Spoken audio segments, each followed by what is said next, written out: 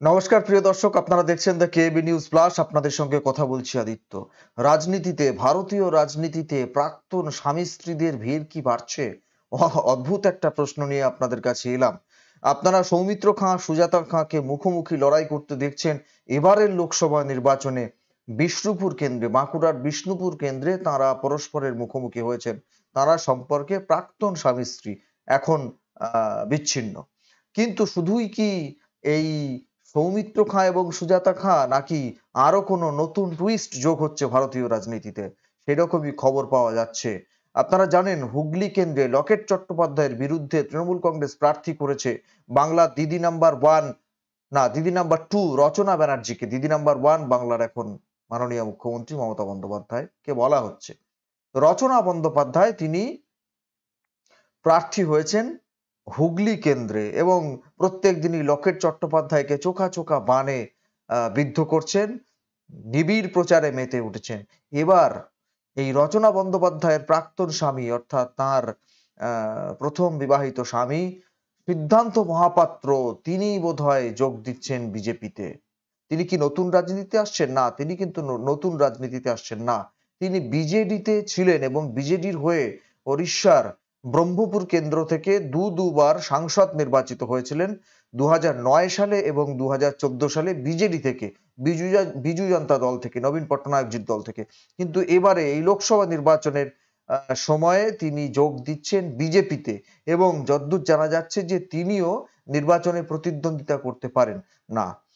লকেট চট্টোপাধ্যায়ের পরিবর্তে নিশ্চিতভাবেই সিদ্ধান্ত মহাপাত্রকে দাঁড় করাবে না বিজেপি এই রচনা বন্দ্যোপাধ্যায়ের বিরুদ্ধে। কিন্তু যেহেতু সিদ্ধান্ত মহাপাত্র তিনি যোগ দিচ্ছেন বিজেপিতে, ধারণা করা হচ্ছে যে তাকে উড়িষ্যারই কোনো কেন্দ্র থেকে, হয়তো ব্রহ্মপুর থেকেই তাকে প্রার্থী করা হতে পারে। কিন্তু আমি বলতে চাইছি যে প্রাক্তন স্বামী স্ত্রীদের ভিড় বাড়ছে আস্তে আস্তে।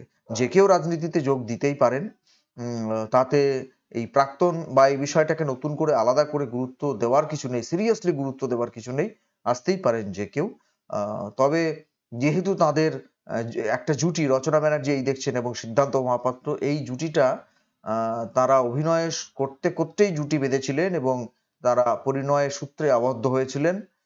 যদিও দুর্ভাগ্যজনকভাবে তাদের বিচ্ছেদ হয়ে যায়, কিন্তু তা হোক, সম্পর্ক তো একটা ছিল, প্রাক্তন স্বামী স্ত্রী তারা। তো এবারে দুজনেই দুই দলে, অর্থাৎ রচনা তৃণে, পদ্মে সিদ্ধান্ত। অদ্ভুত একটা ব্যাপার, বেশ মজা লাগছে। এছাড়াও আমরা কল্যাণ বন্দ্যোপাধ্যায়কে দেখছি, কল্যাণ বন্দ্যোপাধ্যায়ের বিরুদ্ধে তারই প্রাক্তন জামাতা লড়াই করছেন।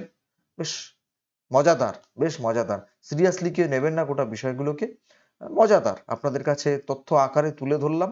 আপনারা জানেন সিদ্ধান্ত মহাপাত্র ওড়িশি সিনেমা, সেই সিনেমার ক্ষেত্রে অত্যন্ত পরিচিত মুখ শুধু নয়, অত্যন্ত সফল একজন অভিনেতা। বাংলাতেও বেশ কিছু কাজ করেছেন, রচনা বন্দ্যোপাধ্যায়ের সঙ্গেও করেছেন, অন্যদের সঙ্গেও করেছেন। তিনি একজন সফল অভিনেতা। এবার রচনা বন্দ্যোপাধ্যায় যদি জিতে যান, সিদ্ধান্ত মহাপাত্র যদি জিতে যান, তাহলে আবার সংসদে একসঙ্গে দুজনকে দেখা যাবে। এই জন্যই বলছি যে টুইস্ট টুইস্ট।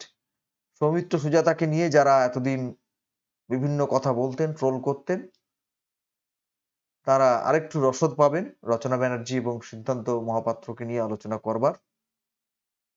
খুব ভালো, আমি খুব খুশি। ভিড় বাড়ুক, আরো আসুন সবাই, সবাই স্বাগত। এসেই রাজনীতির যে কলুষ কালিমা তাকে পরিষ্কার পরিচ্ছন্ন করুন, দুর্নীতি মুক্ত করুন, দূষণ মুক্ত করুন। সবাই আসুন, সবাই স্বাগত। কেমন লাগলো আপনাদের এই খবর? আপনাদের কাছে দিলাম সৌমিত্র সুজাতা, সুজাতা সৌমিত্র, রচনা মহাপাত্র। কেমন লাগছে আপনাদের? আপনারা জানাবেন আপনাদের মূল্যবান মতামত কমেন্ট বক্সে কমেন্ট করে।